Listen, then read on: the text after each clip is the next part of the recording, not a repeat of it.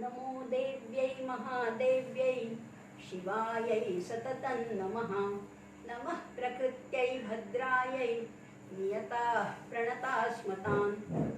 या देवी सर्वभूतेषु शक्तिरूपेण संस्थिता। नमस्तस्यै नमस्तस्यै नमस्तस्यै नमो नमः।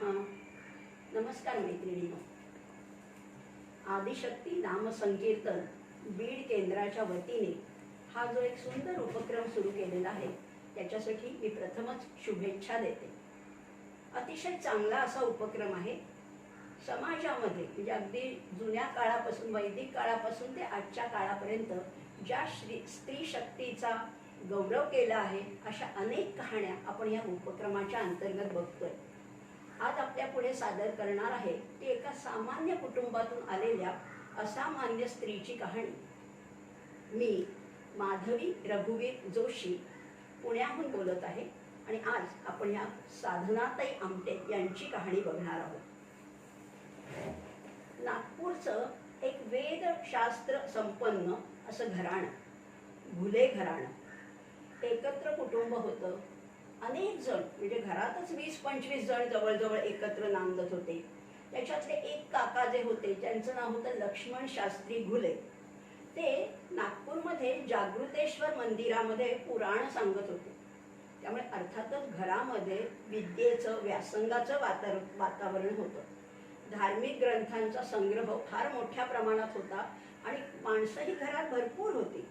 अशा सुसंस्कृत वातावरणामध्ये हे कुटुंब अतिशय आनंदात राहत होतं। मात्र त्याच्यापैकीच एक काका होते, त्यांचं नागपूरमध्ये घुले रेशमी वस्त्र भांडार नावाचं एक दुकान होतं आणि ह्या काकांना 6 मुली होत्या आणि 2 मुलगे होते। अशी 8 अपत्य त्यांना होती। पण ह्या काकांचं अचानकच अकाली असं निधन झालं आणि सगळा खरं म्हटलं तर सारीपाट उधळला गेला। पण एकत्र कुटुंबात असल्यामुळे ते फारसं काही कोणाला जाणवलं नाही, कारण इतर काका किंवा इतर घरातली वडीलधारी मंडळी यांनी सगळ्या या 6 बहिणी आणि 2 भाऊ आणि त्यांची जी पत्नी होती या सगळ्यांना सांभाळून घेतलं। सगळे अतिशय सुरक्षित होते। या 6 मुलींपैकी 2 मोठ्या मुलींची लग्न झालेली होती आणि चौथी जी मुलगी होती तिचं नाव होतं इंदू। ती इंदू कशी होती तर लाजाळू होती, हुशार होती आणि कामसू होती। 1944 मध्ये तिने मॅट्रिकची परीक्षा दिली। मॅट्रिकच्या परीक्षेमध्ये अतिशय उत्तम गुणांनी ही उत्तीर्णही झालेली होती। उत्तम मार्क्स होते, सगळं छान होतं। परंतु घरच्या परिस्थितीमुळे म्हणा, जबाबदाऱ्यामुळे म्हणा किंवा आर्थिक परिस्थितीमुळे तिला फार पुढे शिकता आलं नाही। तरी सुद्धा तिने 2 वर्ष कॉलेजची केली। इंटरपर्यंत तिचं शिक्षण झालं। गुण उत्तम होते, सगळ्यातच ती हुशार होती। अभ्यासात हुशार, शिवणकाम, टिपण, घरचं सगळं सांभाळणं हे सगळं सुरू होतं। पण बाहेर जाणं फारसं नव्हतं। घरातच सगळे इतकी माणसं होती त्यामुळे घरातच वेळ जायचा। पण अशा या घरामध्ये या भरलं घर होतं त्यामुळे इथे पाहुणे तर नित्याचेच असायचे, नेहमी पाहुणे असायचेच। एकदा असेच पाहुणे कोण आले होते तर तिच्या आईचे चुलत आजोबा, म्हणजे तसं म्हटलं तर लांबचं नातं होतं। पण पूर्वी कसं होतं, एकत्र कुटुंबामध्ये कोणीही कधीही पाहुणे यायचे। तसे हे चुलत आजोबा होते, तर त्यांच्या नातीसाठी ते स्थळ बघण्यासाठी आले होते आणि त्यांच्याबरोबर एक व्यक्ती आलेली होती। कोण व्यक्ती होती तर ती व्यक्ती होती ती साधू वेशात होती। साधू वेशात असलेली ही व्यक्ती त्यांच्या पोटापर्यंत रुळणारी अशी काळीशार अशी दाढी होती, पाठीवरती लांब जटा होत्या, हातामध्ये गुळगुळीत अशी काळ्या रंगाची काठी होती, खादीचं शुभ्र धोतर नेसलेलं होतं आणि सगळ्यात वेगळी गोष्ट म्हणजे खांद्यावरती एक कांबळं टाकलेलं होतं। अविवाहित राहण्याची, ब्रह्मचारी राहण्याची प्रतिज्ञा या तरुणाने केली होती। तरुण म्हटलं तरी हा होता 32 वर्षाचा आणि त्याचं नाव होतं मुरली। आणि त्याच दिवशी नेमकं काय झालं तर यांच्या घरामध्ये, घुल्यांच्या घरामध्ये इंदूला स्थळ दाखवण्याचा कार्यक्रम होता नेमका त्याच दिवशी। आता स्थळ दाखवण्याचा कार्यक्रम झाला पण इंदूला काही तो मुलगा पसंत पडला नाही, जे स्थळ आलं होतं ते। त्यामुळे तिने आपणहूनच नकार कळवला। घरच्यांना सांगितलं की मला काही हे स्थळ पसंत नाहीये। आता इतरही बोलणी चालली होती, आजोबा आले होते, अर्थातच इतर गप्पा टप्पा झाल्या आणि मग त्यांच्याबरोबर आलेला हा जो कोणी तरुण होता साधू वेशातला त्याच्याबद्दल बरीच माहिती कळली की अतिशय गडगंज घराण्यातला, अतिशय प्रतिष्ठित घराण्यातला हा मुलगा आहे आणि त्याचं कामही फार मोठं आहे. अविवाहित राहण्याची प्रतिज्ञा त्यांनी केलेली आहे. घरी गाडी आहे आणि फार असं उत्तम त्यांचं सगळं कार्य चाललेलं होतं.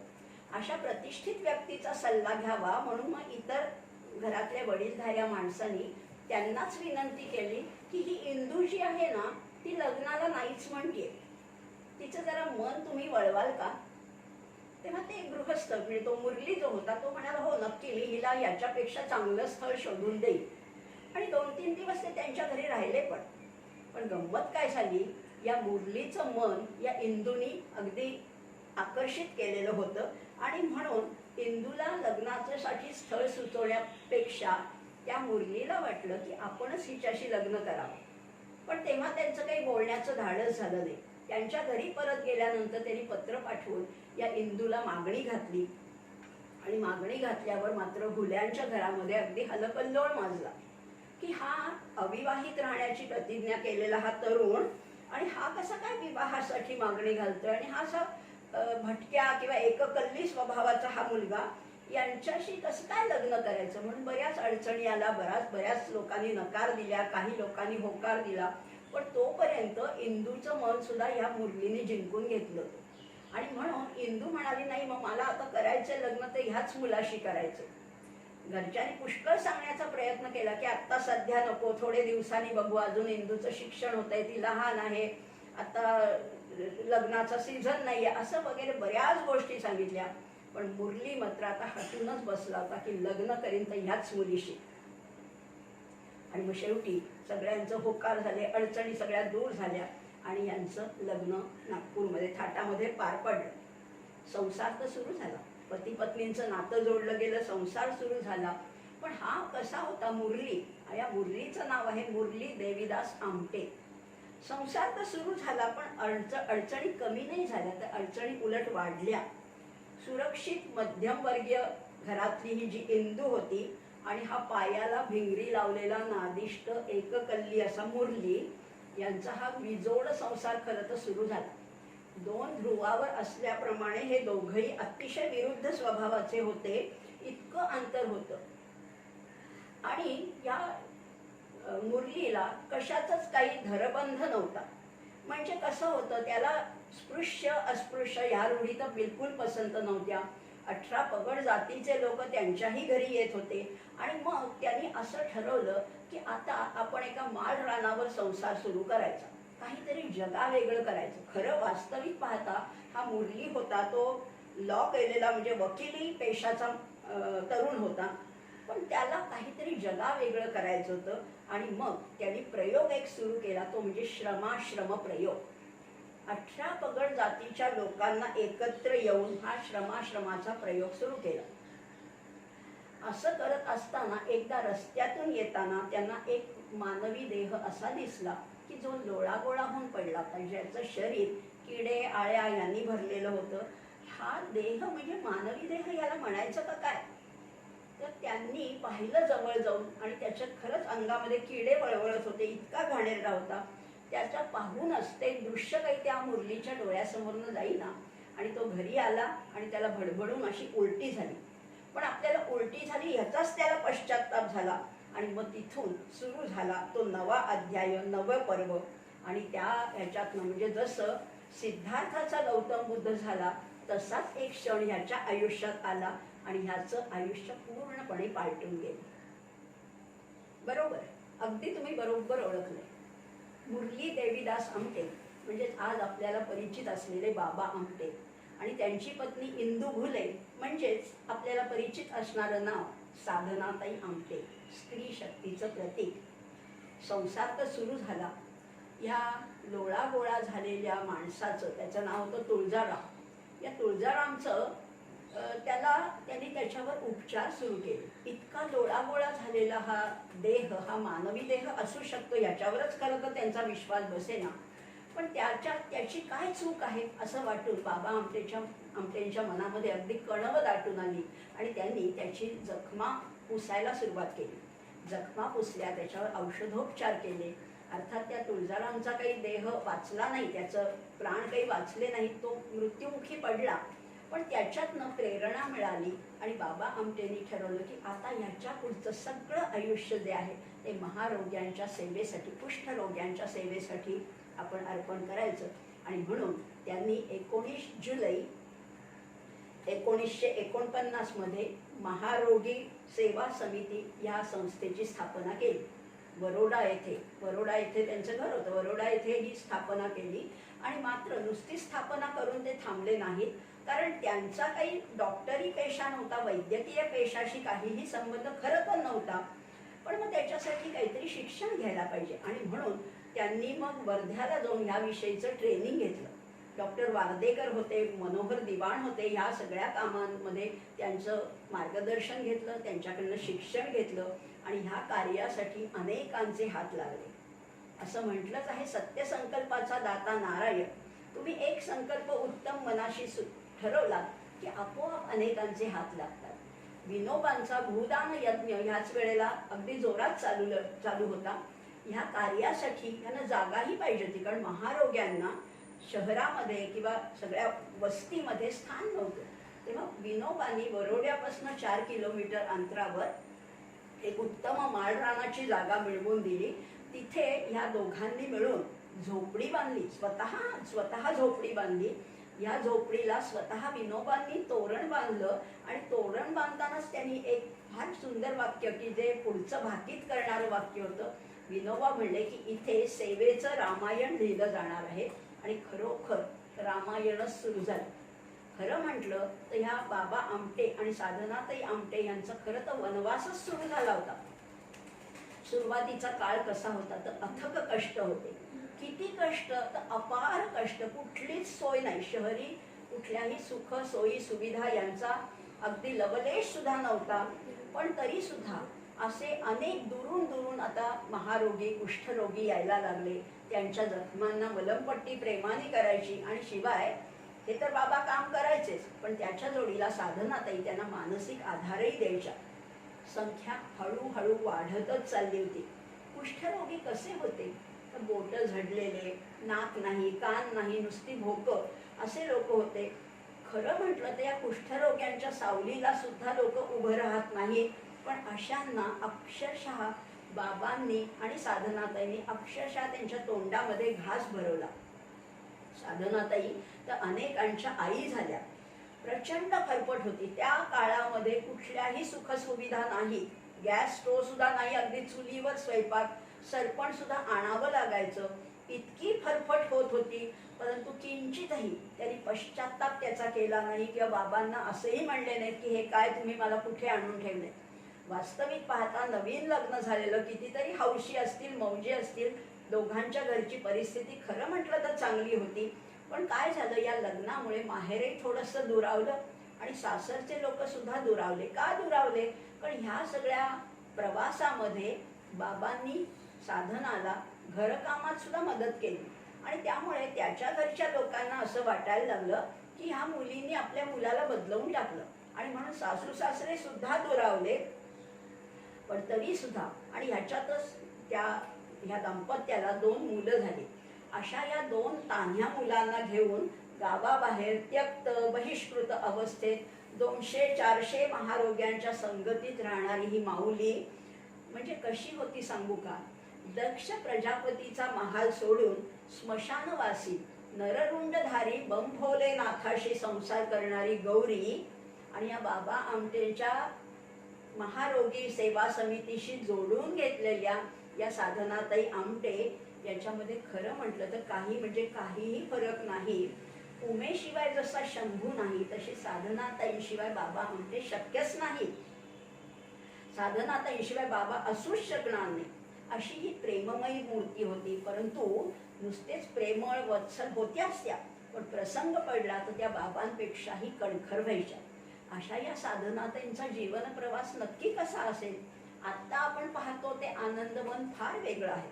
आता अनेक लोक तिथे ट्रिप म्हणून जातात किंवा तिथे काहीतरी समाजकार्य करण्याचं मनाशी बेत योजून जातात. पण तेव्हाचं ते आनंदवन हे फार वेगळं होतं. अगदी आणि अनेक मोठे मोठे लोक तिथे नंतर आले बरं का. पहिला प्रवास तर आपण बघणारच होतो. नंतर आत्ताची स्थिती आहे, एक 20-25 वर्षापूर्वी तिथे अगदी पु ल देशपांडे सुद्धा जाऊन राहत होते. नरहर कुरुंदकर जे लेखक आहेत ते बाबांना हात जोडून नमस्कार करायचे तिथे, जेव्हा जायचे तेव्हा. पण साधनाताईंना ते साष्टांग नमस्कार करायचे आणि ते म्हणायचे की प्रत्येकाच्या पोटात अन्न जावं याच्यासाठी ही माऊली तळमळते. म्हणजे कुष्ठरोगी असोत, त्यांचे नातेवाईक असोत, अतिथी असोत, अभ्यागत असो, या सगळ्यांसाठी प्रत्येकाच्या पोटात काही ना काहीतरी घास जावा. बरं, कुठलंही इन्कम नाही, कुठलंही पैशाचा कुठलाही स्रोत नाही, पण ह्यासाठी हे जोडपं अक्षरशः धडपडत होतं. म्हणजे असंही एका साहित्यिकाने म्हटलंय की जणू काही हा ज्वाला आणि फुलांचा संगमच आहे. आनंदवन कसं आहे तर प्रकाश, या कार्यप्रकाशामध्ये अनेकांचं जीवन उजळलेलं आहे. पण ह्या सगळ्या उजळलेल्या जीवनाच्या मागे साधनाताईंची व्रतस्थ अशी भूमिका आहे. हे बाबा आमटे कसे होते तर डॉक्टरी पेशाशी अजिबात संबंध नाही, वकिली पेशा होता, पण मानवतेच्या सेवेला त्यांनी सुरुवात केली. ध्यास एकच, कुष्ठरोग्यांना समाजामध्ये मान्यता मिळवून द्यायची, त्यांना जगण्याचा हक्क आहे, अधिकार आहे, त्यांच्या जखमा पुसायच्या, त्याच्यावर मलमपट्टी करायची आणि त्याच्यापेक्षा जास्त म्हणजे त्यांना मानसिक आधार द्यायचा. जे जीवनामध्ये अगदी खचून गेले होते त्यांना पुन्हा उभं करणं, हा एक प्रकारचा अविरत यज्ञच चालू होता. पु ल देशपांडे तर म्हणतात की हे जणू काही एकलव्य विद्यापीठच आहे. निरोगी आणि ह्याच्या जोडीला, ह्या कुष्ठरोग्यांच्या जोडीला निरोगी माणसांसाठी मानवतेचं शिक्षण देणारं ही एक विद्यापीठच आहे. या समाजाने झिडकारलेल्या, समाजाला कलंक म्हणून वाटणाऱ्या अशा या लोकांना बाबांनी हक्काचं विश्व मिळवून दिलं. आजही तिथे 28 प्रकल्प चालू आहेत. 71 वर्ष झाली या घटनेला. 1949 मध्ये या महारोगी सेवा समितीची स्थापना झाली. आज 2020 मध्ये 71 वर्ष झालेली आहेत आणि या 71 वर्षामध्ये 11 लाख कुष्ठरोग्यांनी या आनंदवनामध्ये आपलं दुःख बाजूला सारलेलं आहे आणि त्या आनंदाची हिरवळ फुलवलेली आहे. आणि ह्याच्याच बरोबर नुसतेच कुष्ठरोगी नाहीत, तर त्याच्याबरोबर अनेक दिव्यांगांना सुद्धा इथे आधार मिळालेला आहे, आश्रय मिळालेला आहे. आणि तिथे उत्पादनं, म्हणजे तिथे इतके प्रकल्प सुरू आहेत की असं म्हटलं जातं की मीठ, साखर आणि तेल या 3च गोष्टी सोडल्या तर सगळं तिथेच बनतं. म्हणजे कपडे आहेत, वस्तू आहेत, अन्नधान्यता आहेत, भाज्या, फळं सगळं तिथे पिकवलं जातं. आणि अनेक लोक, शेकडो लोक बरे होऊन समाजामध्ये परत जाऊ शकतात. हे सगळं बाबा आमटे आणि साधनाताई आमटे यांचं सगळं हे कर्तृत्व आहे. बाबा आणि ताईंनी सगळ्यात महत्त्वाचं काय केलं तर नुसतं त्यांच्या रोगावर उपचार केलेले नाहीत, तर त्यांना समाजामध्ये सन्मानाचं स्थान मिळवून दिलं. श्रम ही श्रीराम है असा तिथला नारा आहे, असा तिथला जयघोष आहे. त्यांना हक्काची सावली मिळवून दिली, पुनर्वसन त्यांचं घडवलंय आणि अखिल विश्वाला मानवी मूल्य दाखवण्याचं हे फार काम त्यांनी केलेलं आहे. म्हणजे त्यांच्याच एका ओळीमध्ये सांगायचं झालं तर हरवले आभाळ ज्यांचे होतयांचा सोबती, सापडेना वाट ज्यांना होतयांचा सारथी. हे तिथलं वाक्य आहे, ही तिथली कविता आहे आणि हे तिथलं खरं म्हटलं तर हे जीवन आहे. आनंदवनापर्यंतचा आजचा हा प्रवास जो आहे तो मात्र सुरुवातीपासून अजिबात सोपा नव्हता. अतिशय कठीण प्रवास होता. नवीन लग्न झालेलं, कितीतरी हौस असते, मौज असते, नवऱ्याबरोबर फिरावं असं वाटतं, काही वस्तू घ्याव्यात, काही नटावं, सजावं, आपलंही घर सुंदर असावं असं प्रत्येक स्त्रीला खरं वाटत होतं. आणि इंदू ही सर्वसामान्य कुटुंबातली मुलगी होती, त्यामुळे तिचीही काही स्वप्न होती, तिच्याही काही इच्छा होत्या, तिच्याही काही आकांक्षा होत्या. पण नाही, पतीला साथ देणं हेच तिचं ध्येय आता ठरलेलं होतं. आणि आता या उजाड माळ रानावर त्यांचा प्रवास सुरू झाला. सोबत कुणाची होती? सोबतीला होते साप, नाग, बिबट्या, लांडगे. कुठलीही सोय नाही. स्वयंपाक चुलीवर, सरपण आपणच आणायचं. बाबांनी घरकामात थोडीशी मदत केली, पण सासू सासरे त्याच्यामुळेही नाराज झाले. माहेर तर आधीच थोडंसं दुरावलेलं होतं. या अशा स्थितीमध्ये या विकासचा जन्म झाला. पाठोपाठ 1.5 वर्षात प्रकाशचाही जन्म झाला.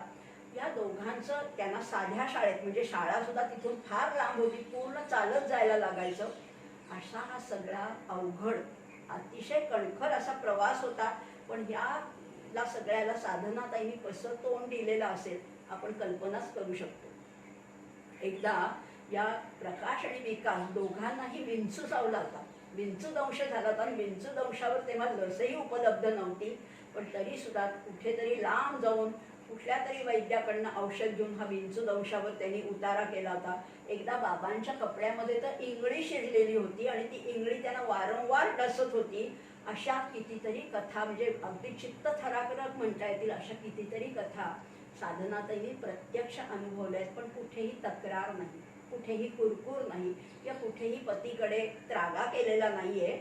आणि अशाच वेळेला एक रक्षणासाठी म्हणा पाळलेली 4 कुत्री होती. या 4 कुत्र्यांपैकी 3 कुत्र्यांना तर बिबट्या पळवूनच घेऊन गेला. रात्रीमध्ये या 3 कुत्री बिबट्याने पळवून नेली आणि 4था कुत्रा होता त्याला रानडुकराच्या कळपाने अगदी टोचून टोचून ठार मारलेला आहे. कितीतरी गोष्टी घडत होत्या. पण साधनाताई धाडसानी राहिलेल्या आहेत. त्यांचं धैर्य, त्यांची तितिक्षा, त्यांची धृती किंचितही कमी झाली नाही. पतीच्या ध्येयाला साथ देणं हेच त्यांचं स्वप्न होतं. खरं म्हटलं ना तर साधनाताई हे आदिशक्तीचंच एक रूप आहे. अशा वेळेला त्या रुग्णांची संख्या मात्र हळूहळू करत आता ही सगळी प्रसिद्धी व्हायला लागली की इथे या कुष्ठरोग्याच्या रुग्णावर उपचार केले जातात.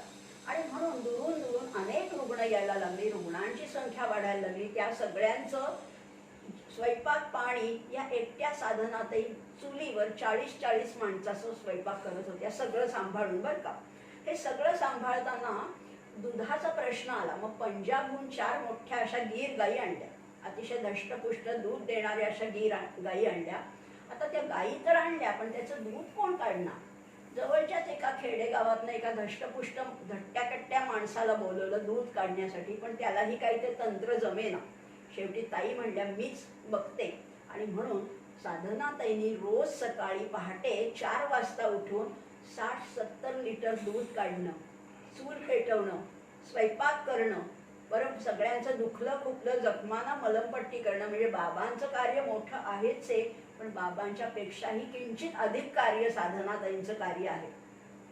रुग्ण आहेत, अतिथी आहेत, अभ्यागत आहेत, सगळ्यांचा स्वयंपाक चुलीवर करायचा.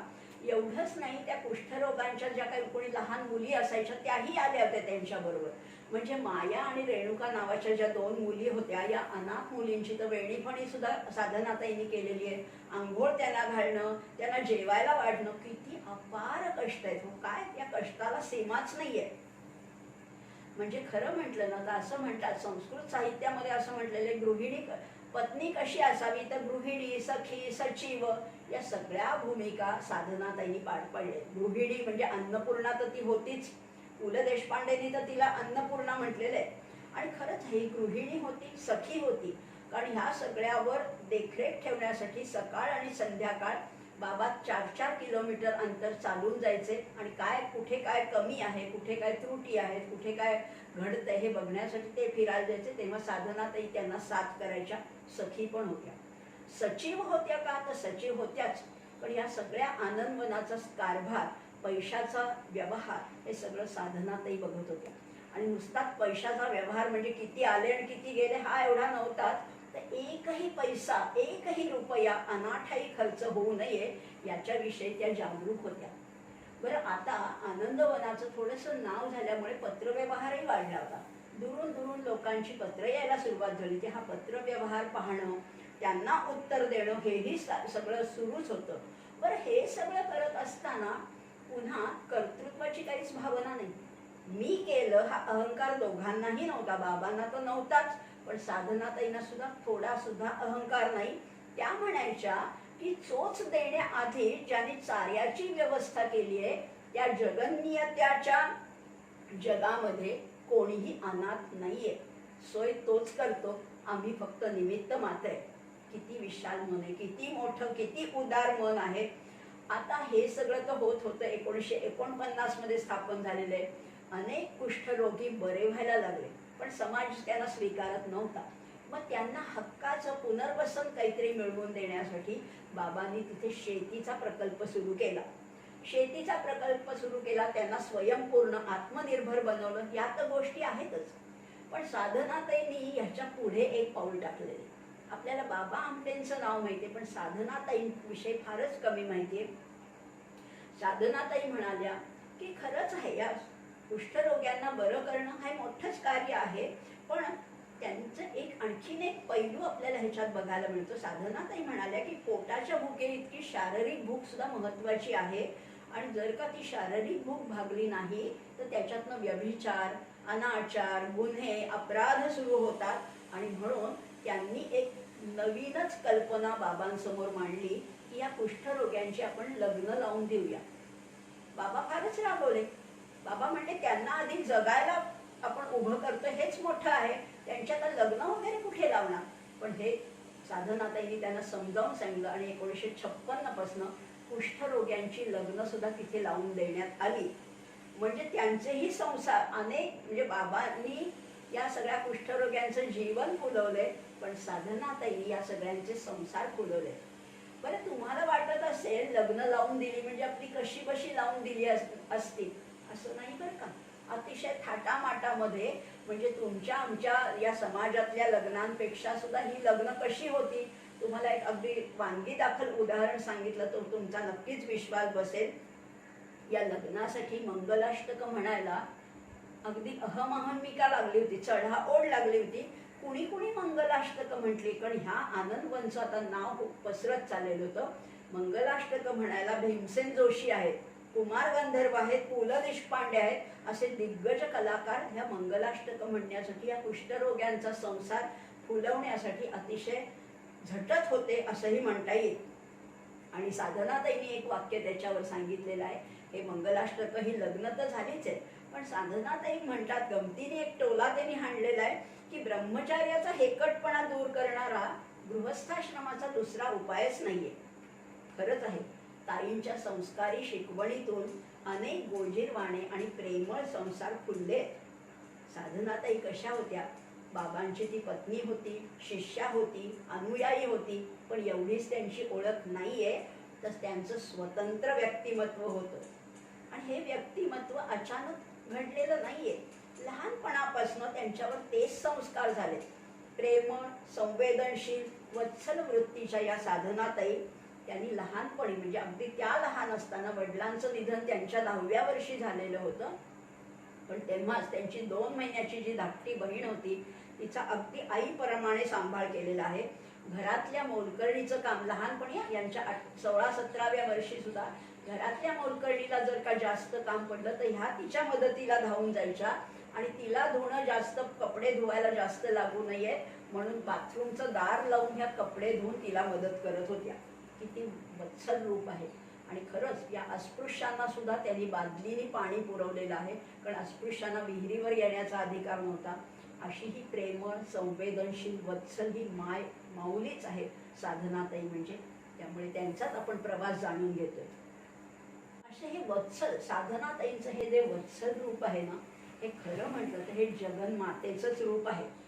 म्हणजे त्या लहानपणापासून त्या वत्सल होत्या, संवेदनशील होत्या. अनेकांना लहानपणी सुद्धा त्यांनी मदत केली होती. अगदी मोठ्या घरात एकत्र कुटुंबात राहत होत्या तरी त्यांचा स्वभाव जो होता तो दुसऱ्याला सांभाळून घेण्याचा, सावरून घेण्याचा असा स्वभाव होता, आणि तोच स्वभाव त्यांना पुढेही उपयोगी पडला. म्हणजे आनंदवनामध्ये सुद्धा बाबांनी हे मोठं कार्य केलंय, पण बाबा अतिशय क्रोधित, म्हणजे संतापी होते, रागीट होते. त्यामुळे बाबांच्या रागांपासून वाचायचं असलं तर अनेक लोक साधनाताईंकडे यायच्या, आणि ते साधनाताई त्या सगळ्यांची ढाल बनून बाबांपासून, बाबांच्या रागापासून त्यांचं संरक्षण करायचं. आणि अशा वेळ प्रसंगी इतरांच्या चुका स्वतःकडे घेऊन सुद्धा त्या मायेचं पांघरून सगळ्यांवर घालायच्या. अशी ही आदी माया आहे. ती खरं म्हटलं तर जगन्माता आहे. काय नावं द्यावी. मगाशी आपण म्हटलं की ती गौरी आहे, शंकराबरोबर संसार करणारी गौरी आहे. तशीच ही गौरी कशी होती तर पावसाळ्यामध्ये जेव्हा आता आनंदवन सुरू झालं त्याच्या जोडीला हेमलकसा प्रकल्प सुद्धा सुरू झाला. या दोन्हीच्या मध्ये एक दुथडी, एक नदी होती, आणि पावसाळ्यामध्ये ही दुथडी भरलेली नदी पार करून आनंदवनाहून साधनाताई हेमलकशाला जायच्या. काय हे धाडस आहे, काय धैर्य आहे, काय मिळत होतं त्यांना याच्यातनं? काही कोणी पदवी देणार होतं, कोणी सन्मान करणार होतं? काही नाही. पण ही केवळ तळमळ, ही अंतरीची ओढ मात्र त्यांच्याकडे होते. म्हणजे हे जणू काही हिरकणीचंच उदाहरण म्हणावं लागेल. हिरकणी जशी स्वतःच्या जीवाची पर्वा न करता त्या कड्यावरनं तिने उडी मारली, ती हिरकणी तिथे साधनाताईंमध्ये दिसते. हे विकास आणि प्रकाश जेव्हा लहान होते, प्रकाश 1 वर्षाचा होता आणि विकास 2.5 वर्षाचा होता, तेव्हा साधनाताईंना क्षयासारख्या आजाराने ग्रासलं. तेव्हा त्या पुण्याला उरुळी कांचन येथे निसर्गोपचार घेण्यासाठी आल्या. तेव्हा प्रकाश त्यांच्याजवळ होता आणि 2.5 वर्षाचा विकास मात्र बाबांकडे होता. हा दुरून त्यांचा सगळा संसार सुरू होता. हा बरेच महिने चालला होता. पण तरी सुद्धा त्याच्यामध्ये दुरून का होईना पण साधनाताईंची खंबीर साथ त्यांना होतीच. अशा या साधनाताईंनी बाबांच्या प्रत्येक बऱ्या वाईट प्रसंगामध्ये त्यांना साथ दिलेली आहे. बाबांचं पुष्कळ पुढच्या आयुष्यामध्ये जेव्हा बाबांच्या पाठीच्या मणक्याचं ऑपरेशन झालं, त्यांना पाठीचा मोठा विकार झाला होता, ते ऑपरेशन झालं, तेव्हा साधनाताईंनी गीताईची सतत 108 आवर्तनं केली. गीताईची 108 आवर्तनं. आणि अशाच वेळेला त्यांनी वडाला 108 प्रदक्षिणाही घातलेल्या आहेत. म्हणजे बघा, आपण तिला गौरी म्हटलं, आपण तिला हिरकणी म्हटलं, आता तिला सावित्री म्हणायला पाहिजे. बाबांच्या प्राणाचं अक्षरशः त्यांनी प्राण खेचून आणलेले आहेत. अशा या सावित्री, गौरी, सती, हिरकणी अशा या यादीमध्ये साधनाताईंचं नाव नक्कीच घ्यायला पाहिजे. हा जो बाबांनी खूप प्रकल्प त्याच्यानंतर येईल. आता अर्थात या कुष्ठरोग्यांना आनंदवनात आणल्यानंतर त्यांना सन्मानाने आणि त्यांना इतका ह्या जागेचा म्हणा, या माणसांचा म्हणा इतका लढा लागला की ते ना जरी समाजामध्ये परत पाठवलं तरी ते म्हणायचे की नाही बाबा, आम्हाला तुमच्याच सहवासात राहू दे. आणि म्हणून बाबांनी आनंदवनमध्ये, हेमलकशामध्ये अनेक प्रकल्प सुरू केले, अनेक महत्वाकांक्षी प्रकल्पही सुरू केले. पहिला त्यांचा प्रकल्प होता तो श्रमाश्रमाचा प्रकल्प होता. त्याच्यानंतर मुक्ती सदन आहे, अंध विद्यापीठ आहे, शेतकी विद्यापीठ आहे. त्याच्यानंतर बाबांनी या कुष्ठरोग्यांना, या दिव्यांगांना, या अपंगांना मानाने स्वतःचं जीवन सुसह्य करण्यासाठी, स्वतःच्या पायावर उभं राहण्यासाठी एक टिन कॅन वर्कशॉप सुद्धा सुरू केलं. टिन म्हणजे पत्र्यापासनं अलमाऱ्या, पेट्या, ट्रंक असं हे बनवण्याचं, चाळण्या असं बनवण्याचं शिक्षण त्यांना दिलं. आणि हा व्यवसाय अतिशय मोठ्या प्रमाणात तो फोफावला, वाढला सुद्धा. आणि साधनाताईंबद्दल काय विचारता? व्यापक मातृत्व म्हणजे काय? तर त्याचं नाव आहे साधनाताई. व्यापक मातृत्व म्हणजे अवघ्या अनाथांची आई. ते फक्त प्रकाश आणि विकासची आई नव्हतीच मुळी, तर सगळ्या अनाथांची आई आहे. आणि त्याने नुसतंच माणसावर नाही हो प्रेम केलं, तर त्यांनी माणसावर तर केलंच, पण त्याच्याबरोबर प्राण्यांवर केलं. आणि त्याच्या पलीकडे झाडावेलीवर सुद्धा साधनाताईंचं अमाप प्रेम होतं. साधनाताई स्वतःच म्हणतात की बाबांनी काय केलं तर खरंच आहे, कुष्ठरोग्यांच्या जीवनामध्ये आनंद फुलवला, पण साधनाताईंनी त्याच्याही पलीकडे देऊन त्यांना मानसिक आधार दिलेला आहे. म्हणजे त्या गमतीने म्हणतात की बाबांनी सर्जरी केलेली आहे. बाबा हे सर्जन जर का असतील तर मी फक्त भूलतज्ञ आहे, ॲनेस्थेटिस्ट आहे. त्यामुळे याच्या मागची पार्श्वभूमी तयार करण्याचं काम साधनाताईंनीच केलेलं आहे. सर्वार्थाने बाबांना उमेद देणाऱ्या, कुष्ठरोग्यांना उमेद देणाऱ्या अशा या साधनाताई आहेत. यांनी स्वतः अनेक शैक्षणिक प्रकल्प सुद्धा राबवलेले आहेत. हेमलकसा झाल्यानंतर सोमनाथ प्रकल्प आहे, लोकबिरादरी प्रकल्प आहे. आणि हे सगळे जे प्रकल्प आहेत हे अर्थातच त्यांच्या मुलांनी सुद्धा पुढे नेलेले आहेत. पण या सगळ्याच्या मागे बीज काय आहे, या सगळ्याचं मूळ काय आहे, ते आहे साधनाताई. बाबांच्या जोडीला, त्यांच्या अक्षरशः खांद्याला खांदा लावून जे काम केले आहे ते साधनाताईंचं काम आहे. विकास, त्यांचे जे दोन्ही पुत्र आहेत त्यांनी डॉक्टरी, वैद्यकीय शिक्षण घेतलं. विकास आणि भारती हे आता आनंदवनाचं काम बघतात. आणि डॉक्टर प्रकाश आणि मंदाताई या भामरागड किंवा हेमलकसा प्रकल्पाचं काम पाहतात. पुढची जी त्यांची पिढी आहे ती सुद्धा या आनंदवनामध्येच कितीतरी नवनवीन प्रयोग करते आहे, कितीतरी नवनवीन प्रयोग आहेत. आणि हेच प्रयोग एवढंच थांबलं नाहीये बाबांचं कार्य बरं का. हे सगळे प्रकल्प यशस्वी करून ह्याच्यामध्ये अतिशय अत्युच्च शिखर गाठून सुद्धा बाबांनी काय केलं तर बाबांनी त्याच्यानंतर नर्मदा बचाव हे आंदोलनामध्ये मेधा पाटकरांना सुद्धा साथ दिलेली आहे आणि त्याच्यानंतर 1984 मध्ये भारत जोडो हे आंदोलन सुद्धा बाबांनी केलेलं आहे आणि ह्या प्रत्येक चळवळीमध्ये प्रत्येक उठावामध्ये प्रत्येक कार्यामध्ये साधनाताईंची खंबीर साथ आहे आणि स्वतः बाबाही म्हणतात की साधनाची साथ नसती तर हा बाबा आमटे उभाच राहू शकला नसता. पु ल देशपांडेंनी सुद्धा पु ल देशपांडे फार वेळा तिथे जायचे आणि त्यांना तिथलं अगदी वातावरण फार मोहून टाकायचं. त्यांनी एकदा म्हटलेलं आहे साधनाताईंबद्दल बोलताना, कसे उत्तुंग वादळ हे तुझ्या मुठीत मावले, पिता असोनी मुली तुझी मी वंदितो पाऊले. फार सुंदर. म्हणजे साधनाताईंचं कर्तृत्व हे पडद्याआड जरी असलं तरी ते विलक्षण आहे. म्हणजे ज्या कुष्ठरोग्यांनी अवहेलनेचे चटके सोसले, समाजाला कलंक म्हणून ज्यांना हिणवलं जात होतं, अशांना त्यांनी मुख्य प्रवाहात आणलं आणि त्यांना सगळ्यात महत्त्वाचं मानसिक आधार दिला, त्यांचं संसार फुलवले, हे सगळं आहे. अशा या बाबा आमटे कसे आहेत तर खरं म्हटलं तर जातीवंत अभय साधकाच्या आकाशवेड्या प्रयत्नांना किंवा त्यांच्या अपरंपार अशा जिद्दीला साथ दिली ती साधनाताईंनी. जगावेगळं स्वप्न पाहिलं. म्हणजे त्यांच्या आयुष्याची ही त्रिसूत्रीच बनवून गेली होती. सेवा, उपचार आणि पुनर्वसन ही त्रिसूत्री होती आणि स्वयंपूर्णतेकडे हा प्रवास सुरू होता. दिवसागणिक हे प्रकल्प अधिक अधिक अधिक भक्कम होत गेले आणि नंतर काय झालं तर या आनंदवनाचं प्रयोगवन झालेलं आहे. नाविन्याची कास धरलेली आहे आणि या नाविन्याची कास धरून कितीतरी आणखी दर दिवशी नवीन कल्पना, नवीन योजना, नवीन प्रयत्न आणि नवीन यश दिवसेंदिवस प्रत्येक दिवशी आणखीन उंची गाठत हे प्रकल्प चालले होते. अर्थात बाबांचं आणि साधनाताईंचं यशही असं उत्तरोत्तर चढत्या भाजणीने सुरू होतं. तिथेच त्यांनी स्नेह सावली नावाचा वृद्धाश्रम स्थापन केला. आपुलकी नावाचं आणखीन एक आश्रम आहे, तो विधवा आणि परित्यक्ता स्त्रियांसाठी स्थापन केला. रोज नवीन गोष्टी, रोज नवीन वाटचाल, रोज नवीन अनुभव, रोज नवीन घटना घडत होत्या. आणि गंमत म्हणजे ह्या सगळ्याचा अभ्यास करण्यासाठी जगभरातून स्वयंसेवक येत होते आणि खरंच या प्रकल्पाचा अभ्यास कसा करावा, समाज म्हणजे काय, समाजाशी आपली बांधिलकी काय आहे, समाजाचं ऋण कसं फेडता येईल, हे सगळे लोक म्हणजे जगभरातले, भारतातले नाही, महाराष्ट्रातले नाही, जगभरातनं लोक येऊन हे शिकतायत. अजूनही हे चालू आहे, हे कार्य चालू आहे आणि सगळ्यांना याच्यापासून प्रेरणा मिळते, स्फूर्ती मिळते आणि हे कार्य असं फार वेगाने मोठ्या जोमाने सुरू आहे. त्यांची तिसरी पिढी सुद्धा याच कार्यात उतरलेली आहे. जगभरातल्या समाजसेवकांसाठी हा तर एक मॉडेल प्रोजेक्टच आहे. आनंदवन बघण्यासाठी लोक अगदी अभ्यास करण्यासाठी दुरून इथे येतात आणि आजही त्यांना निराश व्हावं लागत नाही, कारण ही तिसरी पिढी सुद्धा आता त्याच्यात उतरली.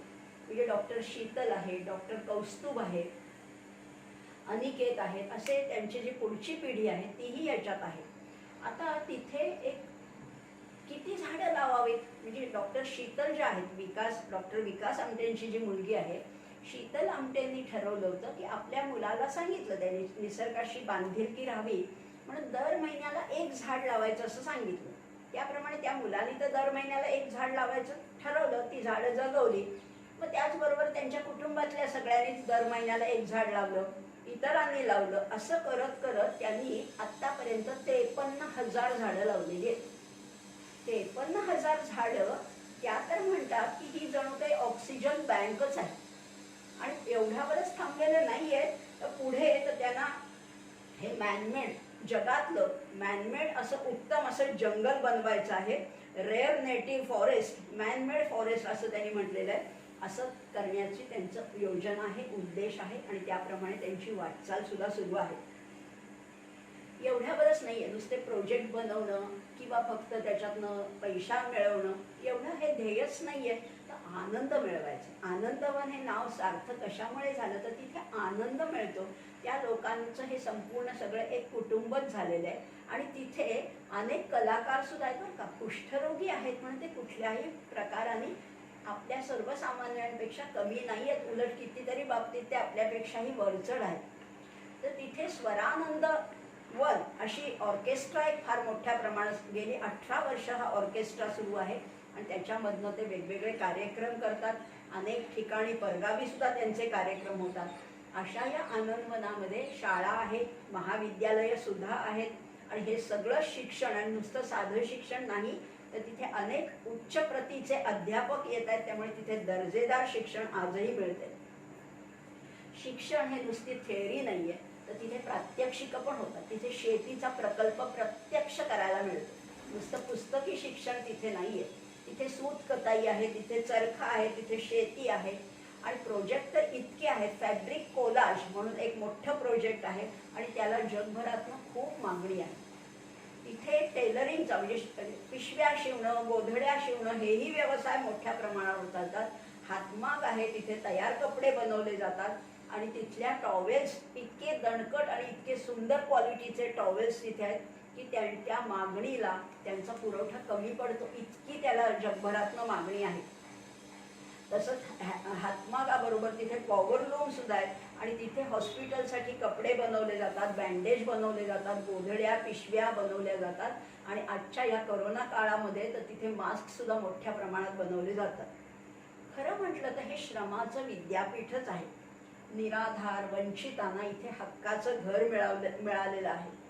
जगामध्ये काय काय गोष्टी घडतात, वर्णद्वेष आहे, जातीभेद आहे, धर्म वंश याच्या भिंती जगभरात बांधले जात आहेत. पण आनंदवनामध्ये हे चित्र बिलकुल नाहीये. तर आनंदवनामध्ये माणुसकीचे पूल बांधले जात आहेत, सेतू बांधले जातात असंही म्हणता येईल. आणि या सगळ्याच्या मागे बाबांची प्रेरणा आहे. आणि त्यांना साथ अगदी पूर्णपणाने साथ देणाऱ्या साधनाताई. तुम्ही म्हणाल अशा कितीतरी स्त्रिया होऊन गेल्यात समाजासाठी काम करणाऱ्या, मदर तेरेसांसारख्या किंवा अनेक स्त्रिया होऊन गेल्यात. मग त्याच्यापेक्षा साधनाताईंचं वेगळेपण काय आहे? आहे ना, साधनाताईंचं वेगळेपण असं आहे की या इतर स्त्रियांनी स्वतःच्या इच्छेला मान देऊन त्यांनी समाजकार्यामध्ये उडी घेतली होती. पण साधनाताईंची ही स्वतःची इच्छा नव्हती, पण पतीच्या इच्छेमध्ये स्वतःची इच्छा त्यांनी इतकी मिसळून टाकली की दोघं वेगळेपणाने राहिलेच नाही. आणि त्यांचा हा प्रेमळ संसार, प्रेमळ आणि व्यापक संसार कितीतरी उत्तम रीतीने सर्वसामान्यांपेक्षा सुरू होता. आणि ह्याचा उल्लेख सुद्धा बाबा नेहमीच आपल्या कुठल्याही सत्कारामध्ये, म्हणजे गांधी जयंतीला त्यांचा एक सत्कार राष्ट्रपती भवनामध्ये होता. आणि तिथे बाबा त्यांच्या नेहमीच्याच कपड्यामध्ये गेले, नेहमीच्याच वेशामध्ये गेले होते. आणि ते म्हणाले, महात्मा गांधी जर का इंग्लंडच्या राणीसमोर त्या पंचा नेसून जाऊ शकतात, तर मी त्यांचाच चेला आहे, त्यामुळे मी ह्याच वेशात जाणार. त्यांना पसंत असो किंवा नसो, हे तर त्यांनी केलंच. पण जेव्हा कुठल्याही कार्यक्रमामध्ये राष्ट्रपती हजर असतात तेव्हा पहिला उल्लेख राष्ट्रपतींचा करायचा असतो, असं साधारण एक नियम आहे, दंडक आहे. पण बाबांनी इथे पहिला उल्लेख आपल्या पत्नीचा केला. पहिलं श्रेयस पत्नीला दिलं आणि मग इतरांचा उल्लेख केला. कारण ते नेहमीच म्हणायचे की साधना नसती तर ह्या बाबा आमटेच्या आयुष्याला काहीही अर्थ जात नाही. कारण खरंच आहे, योजना त्यांची होती, पण इम्प्लिमेंटेशन होतं ते साधनाताईंचं आहे. त्यामुळे प्रत्येक वेळेस त्या उल्लेख करायचे. या खरंच आहे, हे आयुष्य हे साधं आयुष्य नाहीच आहे. हे यज्ञ स्वरूप हे जीवन आहे. हे धगधगत यज्ञकुंड आहे. आणि या यज्ञामध्ये जशा समिधा अर्पण करतात, तशा या साधनाताईंनी सगळ्या आपल्या आयुष्याची एक समिधाच अर्पण केलेली आहे. आपल्या इच्छेला काही, आणि त्याच्याबद्दल कुठलाही पश्चात्ताप नाही, अनुताप नाही, किंतु नाही, परंतु नाही, अशी ही आपली इच्छा पतीच्या इच्छेमध्ये मिसळून टाकणारी, मर्ज करून टाकणारी स्त्री अलौकिकच म्हणायला पाहिजे. आणि खरंच आहे, त्यांनी कधी वैयक्तिक सुखदुःख तर कधी उगाळलीच नाही. आणि बाबांच्याच कवितेमध्ये सांगायचं झालं, बाबा म्हणतात, शृंखला पायी असू दे मी गतीचे गीत गाई, दुःख उधळा यास आता आसवांना वेळ नाही. त्या तिथे वळणावरी पण वेळ क्षण एक आला, एकटे एकत्र आले आणि हा जथ्था निघाला. रात्री श्वापदांच्या माजलेले रान होते, पांगळ्यांना पत्थराचे ते खडे आव्हान होते. टाकलेली माणसे अन त्यक्त ती लाचार माती, त्यातुनी आले ऋतूंचे भाग्य या घायाळ हाती. पेटती प्रत्येक पेशी, पेटती प्रत्येक पेशी, मी असा अंगार झाले, आसवे अन घाम याचा आगळा शृंगार चाले. वेदनेच्या गर्दरानी गरजली आनंद द्वाही, दुःख उधळायास आता आसवांना वेळ नाही, आसवांना वेळ नाही. असा हा जगावेगळा संसार, अशी ही जगावेगळी माणसं, अशा या जगावेगळ्या साधनाताई यांना पुन्हा पुन्हा किती वेळा वंदन करावं, शतशः वंदन करते आणि इथेच थांबते. धन्यवाद.